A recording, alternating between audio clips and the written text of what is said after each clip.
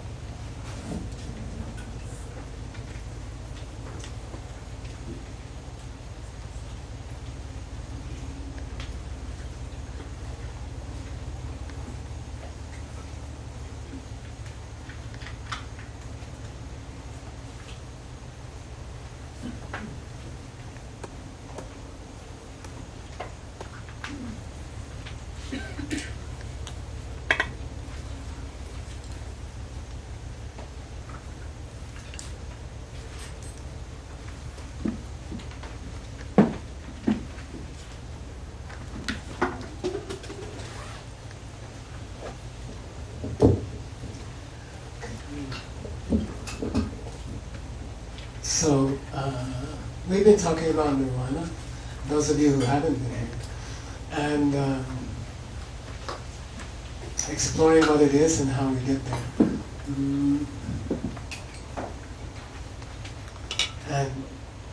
And we've been saying that nirvana was the ability to stop your negative emotions forever. Like you would just, it's a little difficult to imagine never getting upset again, ever, or never being unhappy again, or depressed, or never being jealous of anyone, never wanting the third donut, at all. It's a little bit difficult to imagine. So I've heard some people say it would be boring, and that life is only appreciated by the suffering to compare it to, but I think that's, I almost said a bad word. And they say there's a school of thought that you couldn't recognize happiness without sadness, and that's not true. It's just not true. Okay? It would be nice to be happy, And it would be nice not to ever get angry again. Okay? And there is such a thing, and that's nirvana. So nirvana is not disappearing into some personal, blissful state where you ignore everybody in the world. Okay? It's not that. Nirvana is Nyundru Malubha Mesosatango, very famous in Buddhism. It's the permanent ending of your negative emotions because you have seen ultimate reality directly. That's part of the definition. So all of us here in the last couple of nights having a great desire to reach nirvana ourselves. I mean, the part about not ever getting upset again sounds good. So exactly how do you carry that out in practical terms with a daily meditation? With regard to this ultimate truth thing, like what does ultimate truth really mean? What is ultimate truth? Okay, and we were talking about. It's a difficult idea. Ultimate truth is the absence of something. Okay, ultimate truth is the absence of something. So, like you go to Atlantis, you sneak out to Atlantis. We did it the other day, but not very well. You take your credit card, you know, and you don't take a lot of stuff because then everybody knows you're going to Atlantis. So you just put a credit card in your pocket and you go over there. And, you know, any place you eat there, it's going to cost you, you know, $30 just to set foot in there. And then you eat something, you have a nice dinner, and then they bring you the bill, and then you reach for your pocket, you know, and you're like, oh my God, you know, I bent over on the beach, I remember, about halfway down, you know, and it's gone. And it's that nirvana is that kind of a feeling. And ultimate reality is that kind of a feeling. Something you thought was there. Something you always thought was there. Is gone. Right there. Right? And that's how we define ultimate reality. Okay? So ultimate reality is the absence of something. That's what helps it be eternal and unchanging. Because I'm going to go to a little meat tonight, okay? The only unchanging things in the world, actually, in our system, are absences of things. We gave an example last night, is there a two-headed, 34-foot purple elephant rampaging through this temple right now? You can say no, okay? You can say no. So we can say there's an absence of that kind of elephant in this room, okay? And it could never be more or less. You see, you couldn't say it was 95% absent. You know, and then I had students who, you know, raised their hand and said, what if the elephant comes to the door and his trunk is hanging in the temple? Then it's like he's only 95% absent. Okay? I mean, that would be okay almost.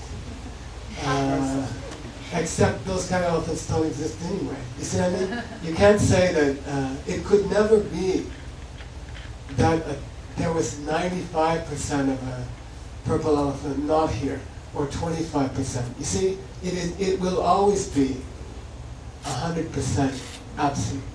Okay? Therefore, it never changes. It doesn't vary. It doesn't get more or less absent. All right? What helps make ultimate reality ultimate is that it never varies. It's really is ultimate, and there's nothing to compare it to. It's beyond. It's a higher reality, okay? And in that place, it's 100% ultimate reality, okay? And it's never less than that. Cannot be, because it's the absence of something. Now get this, okay? Ready? You have to get this. I didn't do too much last night because I didn't want to give you indigestion. Ultimate reality is the absence of a thing which was never there in the first place, which could not have been there, just like a two-headed purple elephant, all right? So ultimate reality. So I'm going to ask you a question. Is nirvana ultimate reality? He said no. Is it not an absence? Didn't we say nirvana was the absence of something? Didn't we define nirvana as the ending or absence of something? Didn't we? What's it the absence of? Your kleshas, your negative emotions. Did those ever exist? Yes. I'm proof of it. I mean, my jealousy is classical. Classic? Okay? It's there. Okay? Nirvana is the absence of something which certainly did exist up until the time you achieved nirvana, and then you got rid of it. So, by this definition, could it be ultimate reality? No, because ultimate reality, we said, is the absence of something which was never there. Okay? Then, that's all philosophy. Let's take it down to real life, okay? And we were saying someone came up to you and called you stupid, which never happens, right? It's like someone came up to you and criticized you in some way or another, Swamiji says we meditate on pizza during our meditation time, but that's not true. We meditate on the people who criticize us. I think the pizza is between that. So, mainly, most of us, we meditate on people who hurt us. That's a big subject for meditation, people who have hurt us in our life, right? Well, let's say someone who called you stupid recently, right? And we were describing that person. We said they were coming. We said it was to prove you're stupid if you do what? If you call them stupid back, it proves they're right. Okay? Why? Why? Yeah, because by calling them stupid back, you plant a new karmic seed in your mind to see them call you stupid again next week. Alright? And that's samsara. That's the meaning of samsara. Something bad happens to you, you respond negatively, and thereby plant a new seed to have the same stupid thing happen to you. Alright? That's samsara.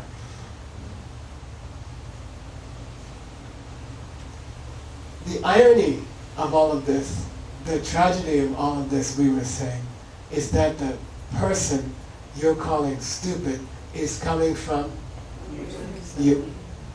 Okay? They're not calling you stupid by accident. It's not some random thing. Okay? They come from a karmic seed in your mind, which who put there? There's a thing about karmic seeds. No one can put a karmic seed in anybody's mind except themselves. That's just the rule of the universe, okay? Nobody can put a seed in your mind except yourself.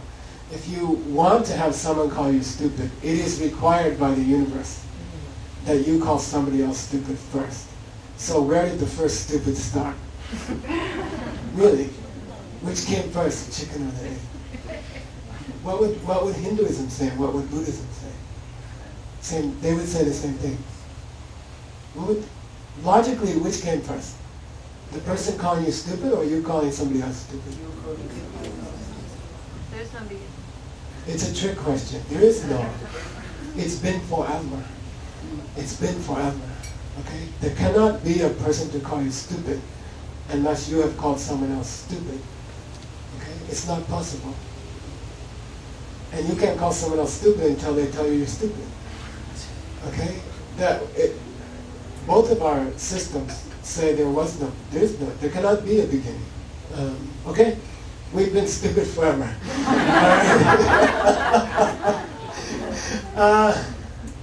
Now, big question, okay?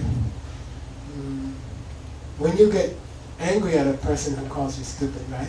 Can you get angry at a person who calls you stupid and at the same time entertain the knowledge that they are coming from you?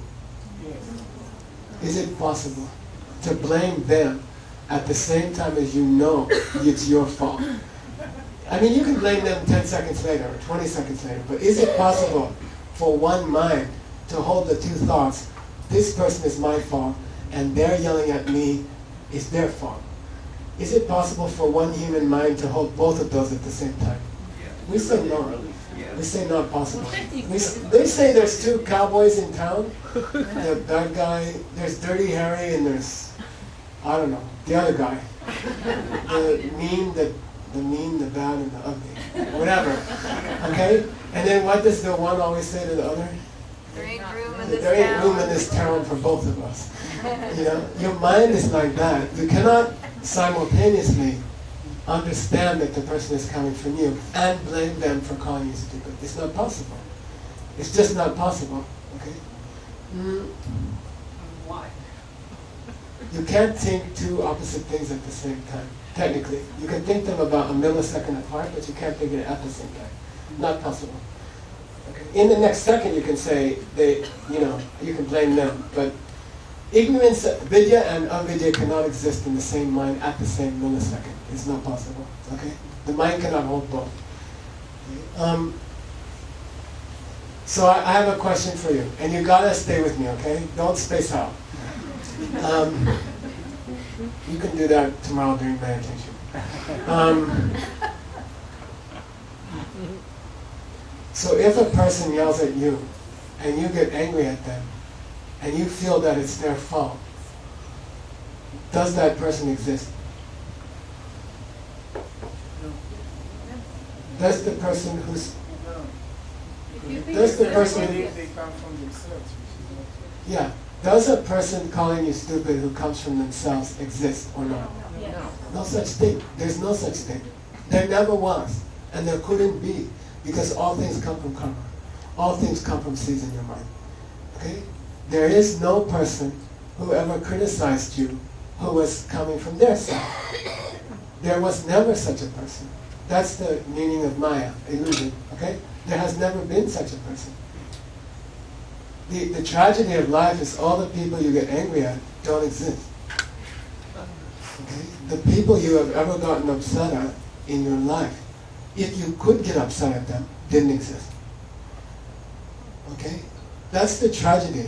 Okay? Now understand this, and then we can move on. All right? Understand one more thing. The absence of a person calling you stupid, who's not coming from you, is the meaning of ultimate reality. And that's all. And that's it. Okay? No more big mystery about it. Okay? I'll say it again. The absence of a person who's calling you stupid, who's not coming from you, is what ultimate reality is. And that's all. And in this school, that's it. Okay? That's ultimate reality. Alright? Got it? If you saw that, would it help you?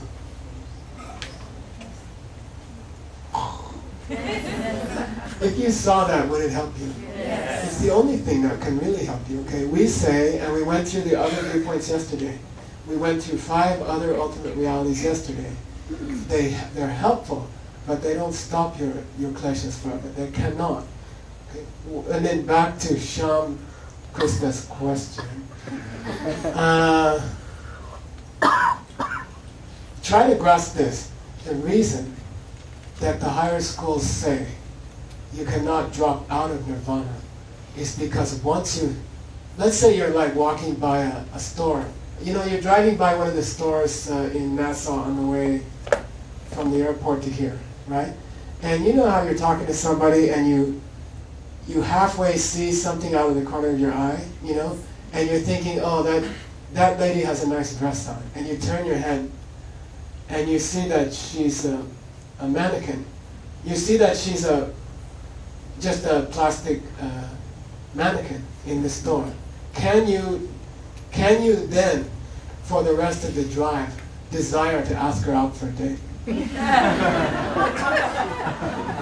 No, is it possible?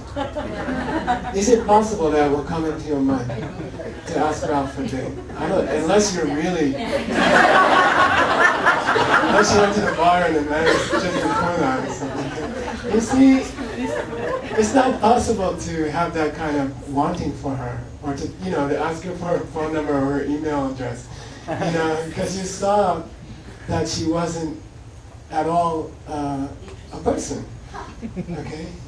And the reason you can't drop out of nirvana once you reach nirvana is that it is based on seeing that the people you thought were there were never there. And you can't, how can you forget that? How can you just suddenly decide the mannequin? How can you drive back to the store and ask her for her email? You see what I mean? You'd have to have some huge lapse of understanding. Okay? I'm for real. This is for real. Once you've seen directly, that's a different thing, okay? But once you've seen directly that the things and people around you are coming from you, you can't go back. You'll never go back. You can't go back, okay? It doesn't happen. It's not possible. You won't drive back. Okay? And that's why Nirvana stays. That's why you stay in Nirvana, all right? So now I wanted to go on to a different subject. We've been exploring Nirvana as the end of your negative emotions. And by the way, they're also the end for the deep seeds for them. The deepest vasanas or sanskaras for those kleshas are also destroyed by vidya, but that's another subject. Some people add that to the definition. But there's this thing, how do you say? You know the wheel of life, okay? If you have a reading, okay? I put a wheel of life in there for you. All right? There's a picture. What page is it?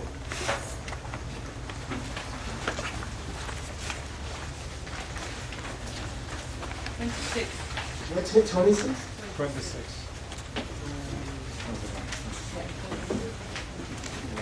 Look at page 26 of your reading, okay?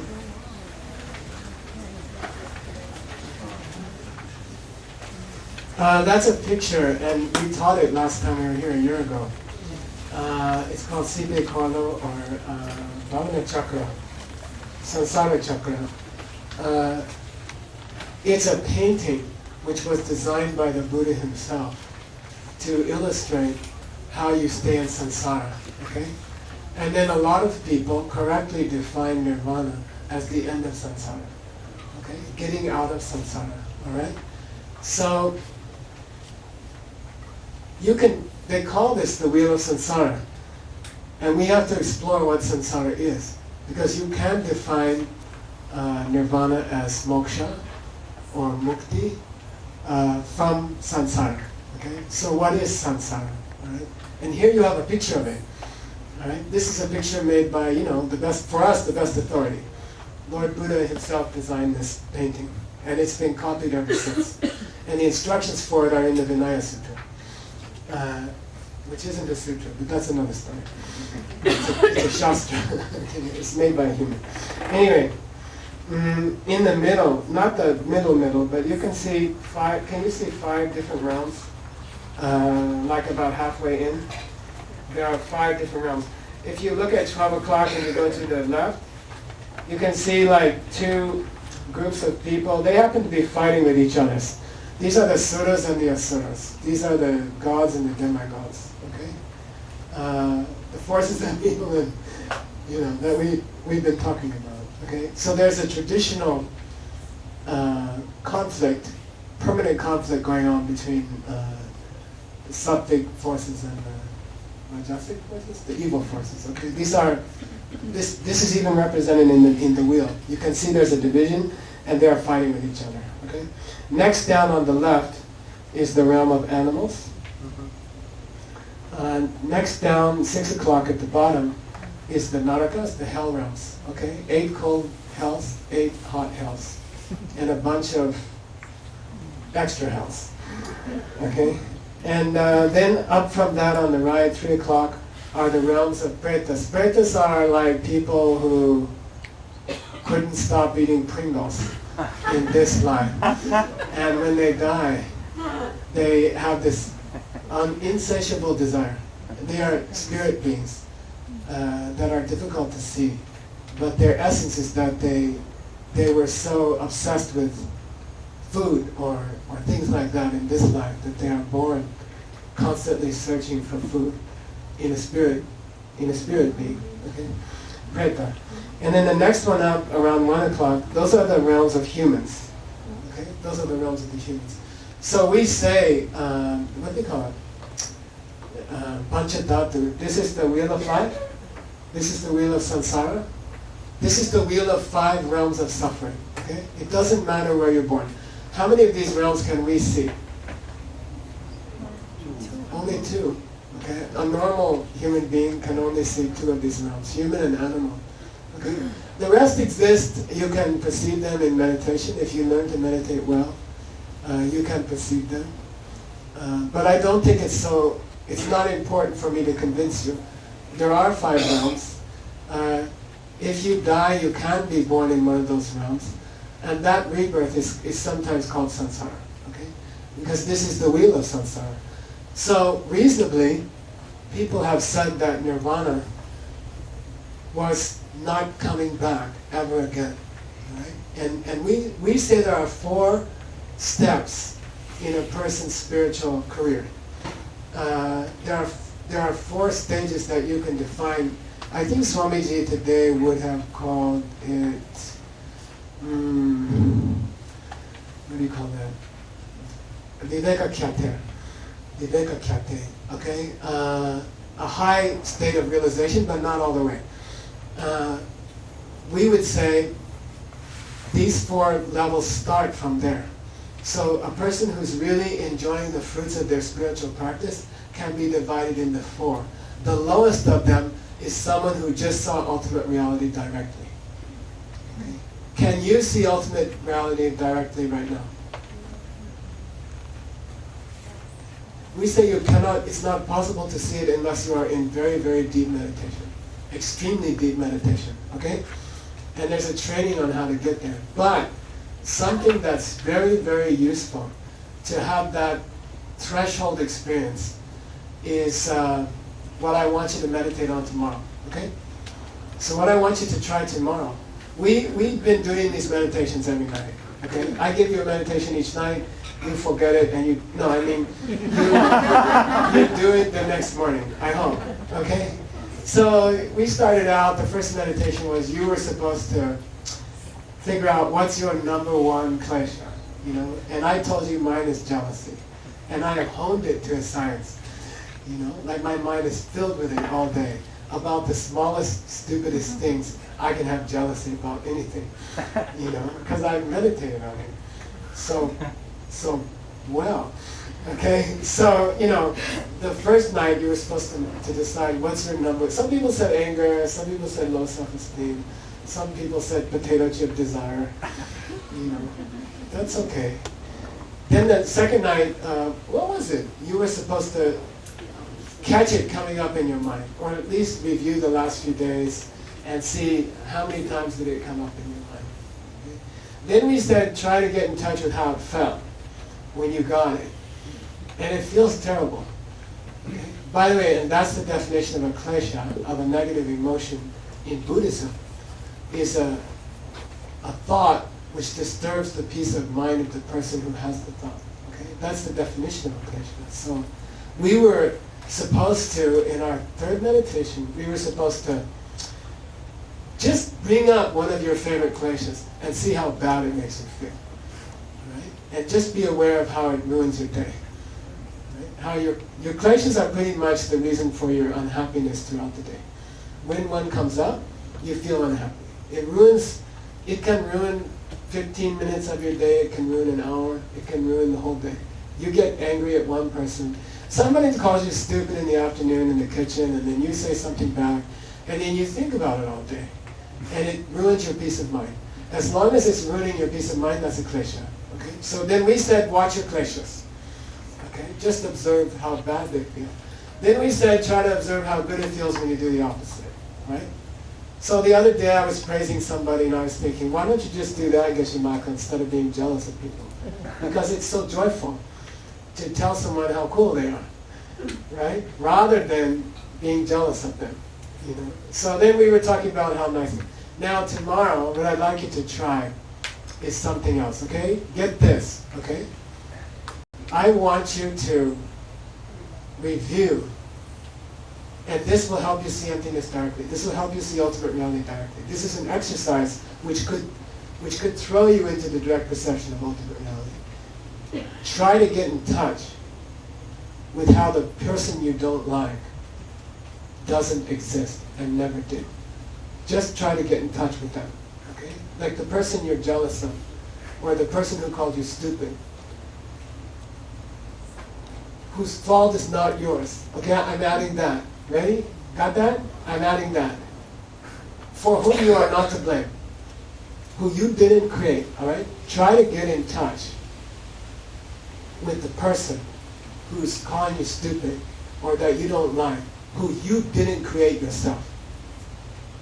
Okay, got it? Where will they be? They don't exist. Okay, but I want you to get in touch with that. I want you to feel it. Because that can trigger the direct perception of ultimate reality. Because that is ultimate reality. The fact that the people you don't like don't exist and never could have is ultimate reality. Do they exist? Yes. Do they call you stupid? Yes. Do they come from themselves? No. So you have to be very clever. You have to be very viveka. You have to have good discrimination. Do the people calling you stupid exist? Yes. Is that a bad thing? Yes. Is it their fault? No. Is the person whose fault it is out there? No. Okay. Just try to get in touch with that for tomorrow's meditation. Okay. Think of someone you don't like. Think of something they did to hurt you. And then try to imagine them as someone who's not your fault. And that don't exist. And it never did. And if you get good at that, you can go into the direct perception of ultimate reality. Okay? What happens then? So in the Buddhist system, Viveka-kyatra, that would be roughly Viveka-kyatra. Your first direct perception of ultimate reality. Okay? We say that's the beginning of the way out. That's called Gyun-shupa. Gyun-shupa means stream enterer. Someone who has entered the stream. I like to call it someone who has plopped down on the conveyor belt. Okay? It means there's a conveyor belt going to nirvana. And if you can have that peak experience, if you can see ultimate reality directly, because you practiced it a lot on the people who irritated you. Okay? You see? If you they can be extremely useful. Okay? All the people who irritate you, meditate on the fact that they're not coming from you, and that's ultimate reality. And if you do that enough, someday, in a deep meditation, you will see ultimate reality directly. At that moment, you become a conveyor belter. They call it stream enter.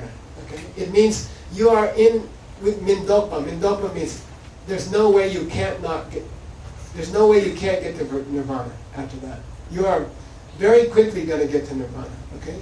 Stream enter means if you see ultimate reality directly once, you're on the way and nothing can stop you. Okay? That's called stream enter. Next one. There are 4, right? Next one is called Len Chik Chirom. Say Len. Chik Chirom. Len Chik means one more time. Chir means back. Chirom means come back. Once, they call once returner. Comes back one time. Where? You can say to this world, okay? You can say to this this wheel, okay? It's the kama dhatu. It's the desire realm. Okay? There's a tiny part of this wheel which is not the desire realm, but we won't worry about it, okay? Nanchik Chiro means they will have to take one more rebirth in this wheel, okay? In the lower part in the bad part of this wheel, not as a deva. Okay? All right. Next one up above that is called say lenchik. Say chik mio. Say say chir mio. Doesn't come back. Someone who will not come back to the lower parts of this wheel. There's a tiny part of this wheel which is kind of cool, and you get to live there a long time as Ishvara or Brahma. Okay? And that's not desire realm. But that Shirmyo means you don't have to come back to the bad parts of this wheel. You still have to come back to the wheel, and you will suffer in the wheel. But at least you're like in the top 1%. That's called Chirmyo. Doesn't have to come back to the lower 99%. Okay? To the desire realm part. Okay? Chirmyo. After that, if you go higher in your spiritual practice, you reach a thing called arhat. Say arhat. Arhat means enemy destroyer. The Tibetans translated it as dachomba, which means enemy destroyer. That means they saw the word arhat as being ari, hat. Ari means enemy. It's not just an Israeli name. And hat means to strike. Hat or han. Han came into English as gun. The H changed to a G. Okay? Anahata, unstruck. Ahimsa is the same root. No violence. Okay? So our hat means to slay the enemy, to kill the enemy. Who's the enemy? Who's the enemy? No, arhat means is the name given to someone who has reached nirvana. That's the name who we don't call nirvana-er, because it's too hard to say. Okay? We call them enemy destroyer, foe destroyer. They have killed the enemy. Okay? What's the enemy?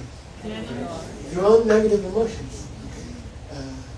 And again, that could happen tonight, and you wouldn't look different tomorrow, but you would have reached nirvana. Okay? Get used to that.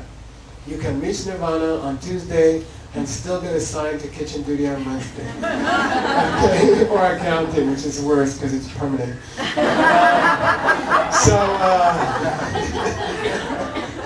Okay? Alright? Get used to that. Alright? So Drachomba, enemy destroyer, means arhat. And in these 4 steps, it's defined as a person who no longer has to come back to any part of this wheel. They are beyond the wheel. They will never have to take another rebirth, okay? And that's what you think of when somebody says, escape samsara. One of the things you always hear is, oh, they don't have to be reborn anymore. And then, people I've talked to, like Buddhists here, me and Jinmei were talking about it yesterday, the day before. She said, God, when I heard that, I was so scared. I said, well, where am I going to come back? If I don't get to be a human or a bug, or I don't even get to go into hell realms, well then, what am I going to be? Is it so desirable not to take rebirth? I don't know. I grew up as a Christian. It was a big deal that you were reborn. It was supposed to be a good thing, or come back again was supposed to be a good thing, So if someone's trying to sell you the idea of nirvana and they say, look, it's cool. You say, why? And you say, you get to not come back. And then you're like, but I want to see my mom and have a dog. I'll never hear the 4th chapter of the Gita. By the way, which is scheduled for 2014.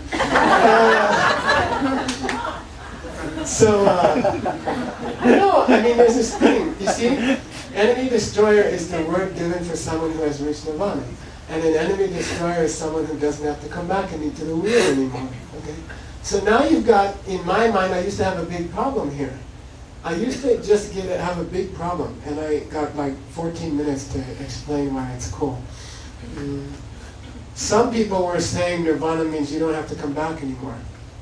And then some people were saying, no, nirvana is the end of your negative emotions. And there are very elaborate bodies of scripture to describe each one. You see? And then it was just confusing for me all the time. Some people are saying, there's a lot of nirvana. When you get to nirvana, you don't have to come back anymore. And you've escaped samsara. And then you escape this wheel and the 5 forms of rebirth. Okay? They weren't too clear on what I was going to be after that. Okay? And then the other people were saying, no, you see ultimate reality, you stop your negative emotions. You could be sitting here tomorrow and be in nirvana. But then these other guys say, I have to leave the wheel of life if I get to nirvana. Got the problem? You see the problem? Half the people are saying you get to nirvana when you get out of samsara, and samsara is the 5 realms of rebirth. And then half the people are saying you get to nirvana when you stop your negative emotions. Okay? So to really appreciate the answer to the problem, it's a beautiful answer, and it's a beautiful idea, okay?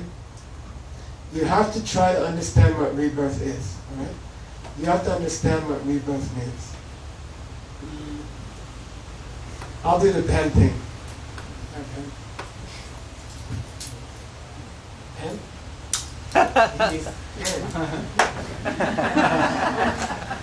Okay, I gotta do this fast, so you gotta hang in there. I know it's late. They put me at the end, which is really cruel. Okay, what is this thing? It's a pen. If a dog came in here, what would they see? They would. A small dog would bite it, right? They would chew it. Who's right?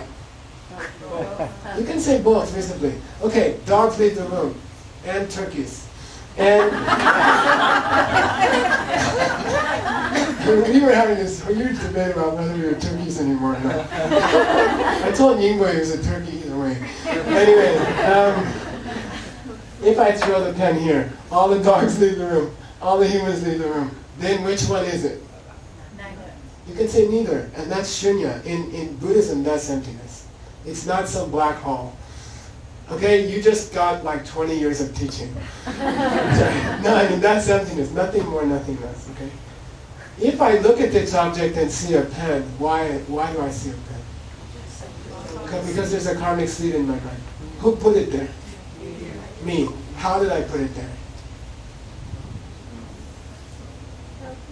I gave a pen to someone who needed a pen, okay? I showed a kindness to another person. I gave a pen to someone who needed a pen. I watched my hand go out. It recorded everything. There was an image of a pen put into my subconscious. That's a karmic seed. And then, later, I pick up this object and I see a pen. Okay? Question for you.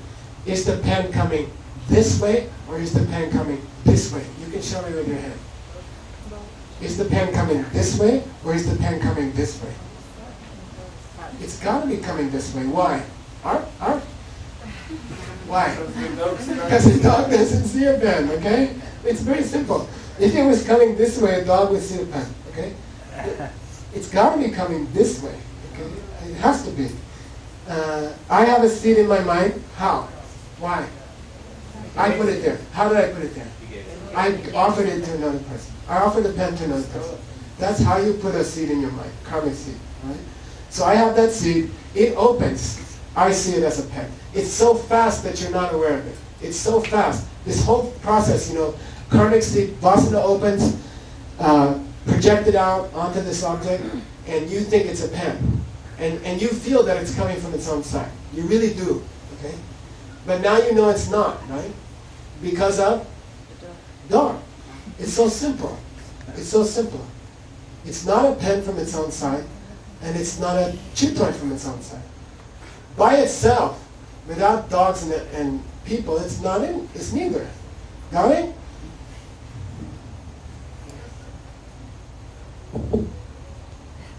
What's this? It's an arm. Is it coming this way or this way? Yeah, you're all right. Those of you who are awake, which is about 4, they went like this. They said the arm, because all things are the same, okay? Understand the pen and you understand everything, all right? All things. Where did we say the guy who calls you stupid is coming from? We dropped a few people. Okay. He's also coming like that, okay? Get used to it. Everything. We call a synonym in Buddhism for a person who hasn't reached Viveka Chate is Surtong. Means someone who thinks things are coming this way. Okay? So they are coming this way. Okay? Things are coming this way. Okay? If I had not reached out to help other people with my hands and arms, okay? Get this. If I had not, in my past, reached out to help people who needed help with these limbs, I would be seeing a paw.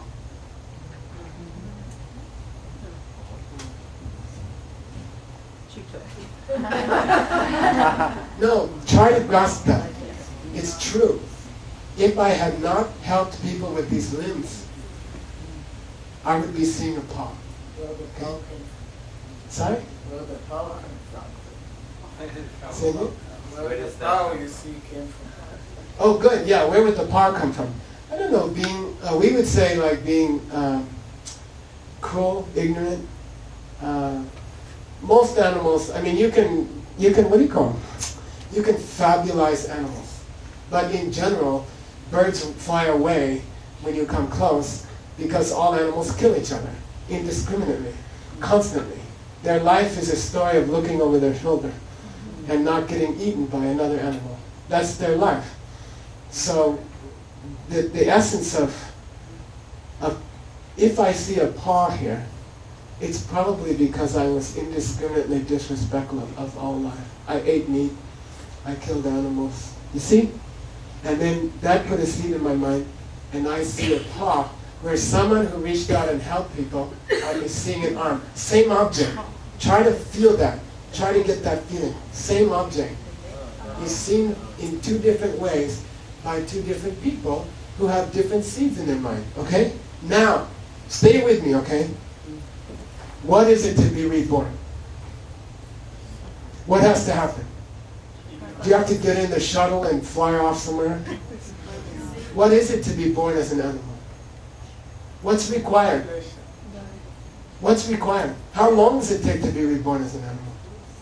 After you die, how long does it take to be reborn as an animal? What makes you an animal? It's just a change in your vasanas. It's a 10-second change in your vasanas. It takes 10 seconds to go from human to animal. Okay? That's all. You breathe your last breath, 10 seconds later you're seeing it as a paw. It's the same thing. They didn't take you and stuff your soul into a dog body.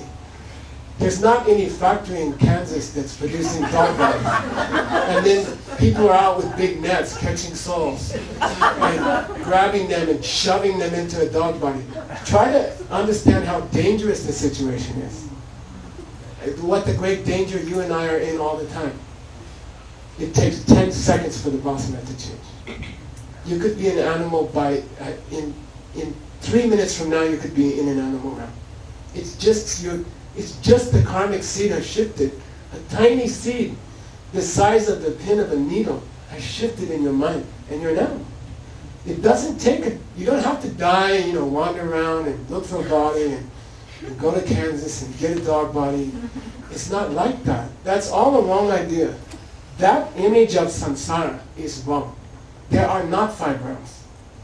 There isn't like 5 places somewhere and there's a map, and if you had the right map, you wouldn't have to go there. There is no places. There are no places. You die, your karma sees stop, 10 seconds later you're seeing things in a different way. And that means you were born as an animal. And that's the animal realm. And it's just a perception. It's a shift in perceptions. That same shift occurs when I turn my head. Okay? Your seeds in your mind shift more than it takes to be born as a dog. Alright? When I turn my head. I'm not turning my head. Your seeds are shifting. Your karmas are shifting. I'm not turning my head. Okay? It's easier to be born as a dog than to see me turn my head. Okay? It requires less change in your vasanas. It's frightening. We're in that situation all the time. We're always on the verge of dying. And dying is just the seeds wore out. And then you're on the verge of being something else. And it takes a few seconds. And you're in another realm. Because there is no other realm. It's a new thing like that. Got it? It's very dangerous. The life we're living is very... If you don't listen to the Gita well, and you don't get your ass in gear, then you're in a very dangerous situation. Getting liberated is not like a luxury for people who have the money to come here. It's like if you don't get it going, you must die. The vasanas that are supporting your vision of this life right now are very fragile, and they move fast. Especially religious ones. To be in a good ashram is expensive, karmically, extremely expensive. And those karmas are used up like that's like burning a credit card. It's very expensive to be here, karmically. To have Swamiji be in your life is extremely expensive. It is the most expensive karma there is to have a sweet, authentic teacher. It is the most expensive karma in the universe. There is no more expensive karma. To maintain Swamiji or your heart teacher in your life, if you're not doing really good stuff all the time, they will leave. You can't sustain it. It's too expensive. It requires too many good deeds. to keep them here. You see? So anyway, I got 2 minutes. I'm going to ask you a question. Do you see a bridge now between the two ideas of what nirvana is? I'll say them again. One school says, if you can stop your negative emotions, you have reached nirvana. The other school says, if you reach a place where you don't have to come back to the suffering realm of samsara, you have reached nirvana. Are they related? Yes. You see? Then there's this great unification of the two ideas. You see? The world is created by your pleasures. The world you see is created by your negativities. You see? You cannot come back here if you remove them. Yeah, he wants to know what's left. Okay, Dane. In 1 minute, he wants to know what's left. What do you think?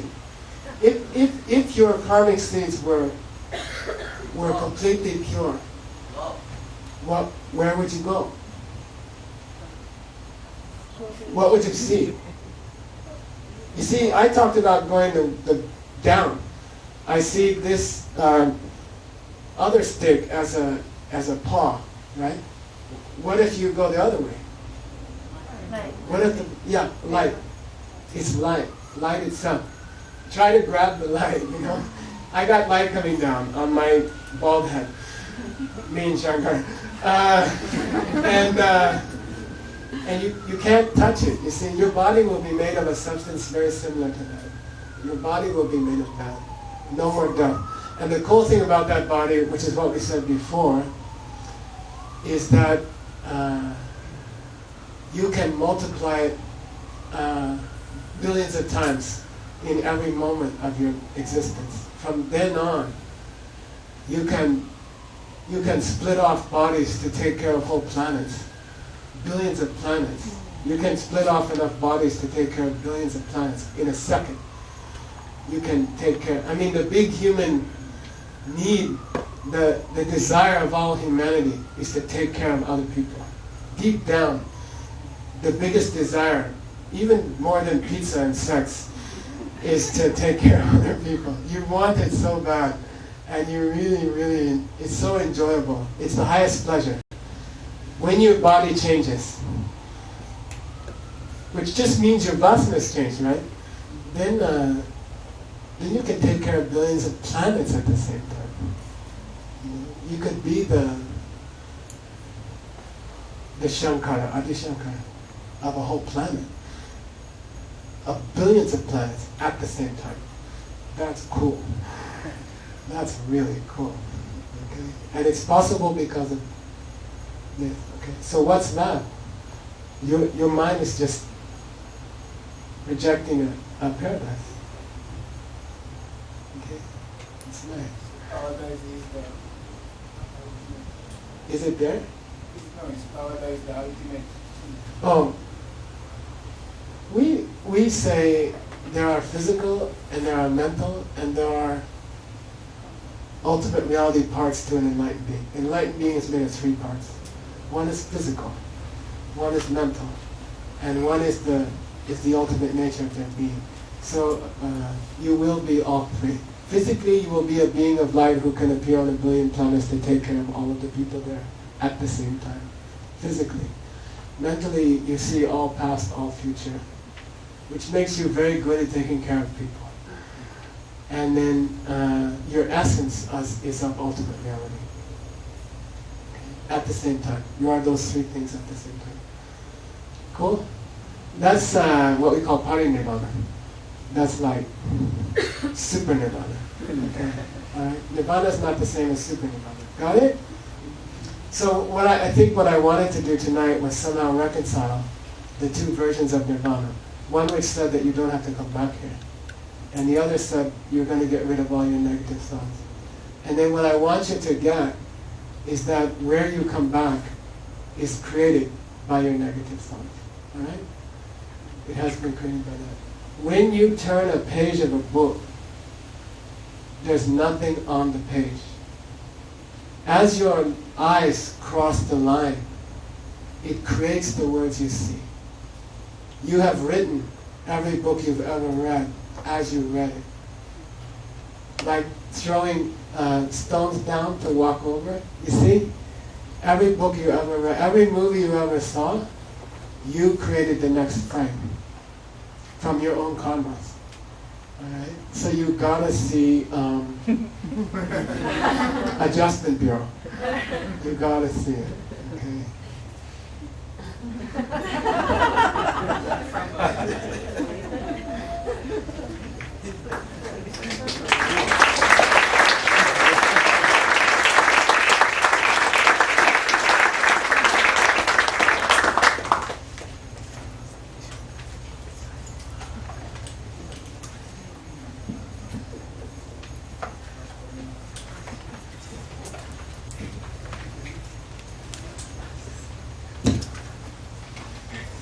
I'd like to thank very much Geshe Michael Roach. Let's give him a big hand.